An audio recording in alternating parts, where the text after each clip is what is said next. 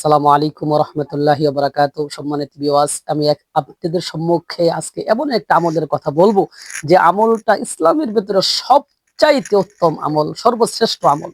সহিহ বুখারীর 12 নম্বর হাদিস। নবী করিম সাল্লাল্লাহু আলাইহি সাল্লামের কাছে এক ব্যক্তি এসে জিজ্ঞাসা করলেন, ইয়া রাসূলুল্লাহ, আইয়ুল ইসলামি খাইর? ইসলামের ভিতরে কোন আমলটা সবচাইতে সুন্দর আমল এবং উত্তম আমল? বিশ্বনবী বললেন, তুতঈমুত তাআম, অনাহারীকে খানা খাওয়ানো। এটা ইসলামের ভিতরে সবচাইতে উত্তম আমল। ওয়াতাকরাউ সালাম আলা মান আরাফতা ওয়া মান লাম তারিফ, চেনা অচেনা মানুষকে সালাম দেওয়া, পাইলেই সালাম দেওয়া। এই দুইটা আমল ইসলামের ভিতরে সর্বশ্রেষ্ঠ আমল। দেখেন এই আমলের ফজিলত কেমন। নবী করিম সাল্লাল্লাহু আলাইহি ওয়াসাল্লাম বলেছেন, আফসুস সালাম, তোমরা বেশি বেশি সালামের আদান প্রদান করো। ওয়াতঈমুত তাআম, মানুষকে খানা খাওয়াও। ওয়াসাল্লু বিল লাইলি ওয়ান নাসু নিয়াম, মানুষ যখন ঘুমিয়ে যায় তখন দুই রাকাত 4 রাকাত তাহাজ্জুদ নামাজ পড়ো। তাদখুলুল জান্নাতা বিসালাম। এই 3 আমল করলে তোমরা কাল কিয়ামতের দিন নিরাপদে জান্নাতে চলে যেতে পারবে। আর এই সালামের মাধ্যমে পরস্পরের ভিতরে মহাব্বত, ভালোবাসা পয়দা হয়, হিংসা, বিদ্বেষ, অহংকার এগুলো দূর হয়। যেমন নবী করিম সাল্লাল্লাহু আলাইহি ওয়াসাল্লাম বলেছেন, দাব্বা ইলাইকুম দাউল উমামি ক্বাবলাকুম, হিংসা বিদ্বেষ তোমাদের দিকে হামাগুড়ি দিয়ে আসতেছে যেমনই ভাবে তোমাদের পূর্ববর্তীদের নিকটে এসেছিল।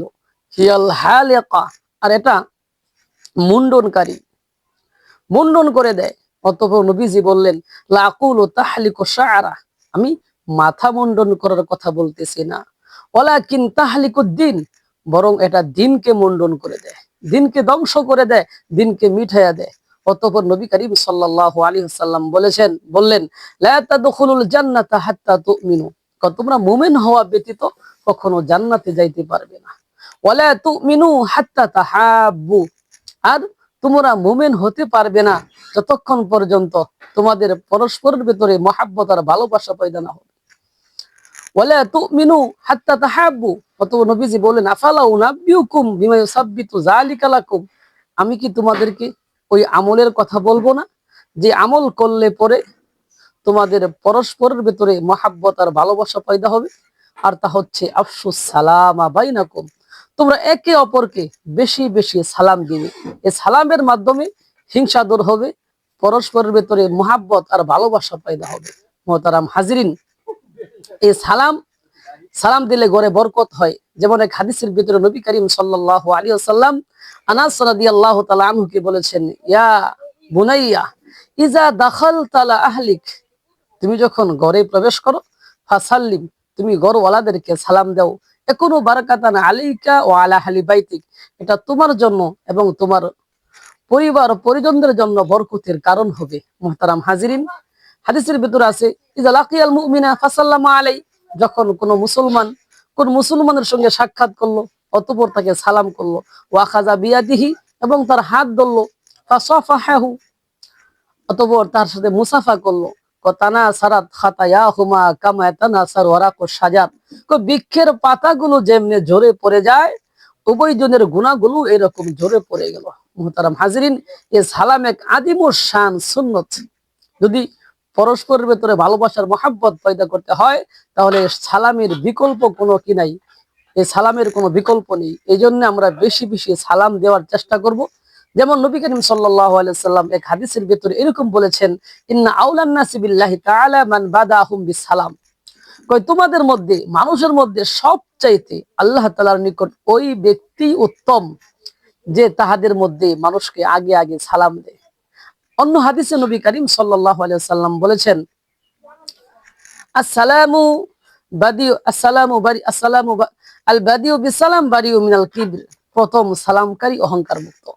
অন্য হাদিসে নবী করিম সাল্লাল্লাহু আলাইহি ওয়াসাল্লাম বলেছেন, মান সাল্লামা আলা 20 রাজুলাম মিনাল মুসলিমিনা ফি ইয়ামিন জামাআতান আও ফুরাদান, যদি কোনো ব্যক্তি প্রত্যেকদিন 20 বার সালাম দেয়, তাই জামাত আকারে দেখ অথবা ইনফিরাদি একলা একলা দেখ, সুম্মা মাতা মিয়াউমিহি, অতঃপর তিনি যদি ওই দিন মৃত্যুবরণ করে, ওয়াজাবাত লাহুল জান্নাহ, তার জন্য জান্নাত ওয়াজিব হয়ে যায়।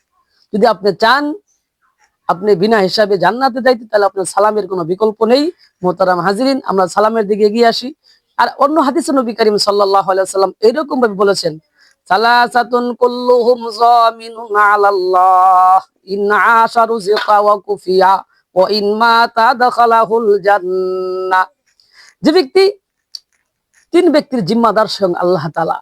যদি তারা জীবিত থাকে তো আল্লাহ তাআলা তাদেরকে রিজিক দান করবেন, এমন রিজিক দান করবেন যে রিজিক তাহাদের জন্য যথেষ্ট হবে।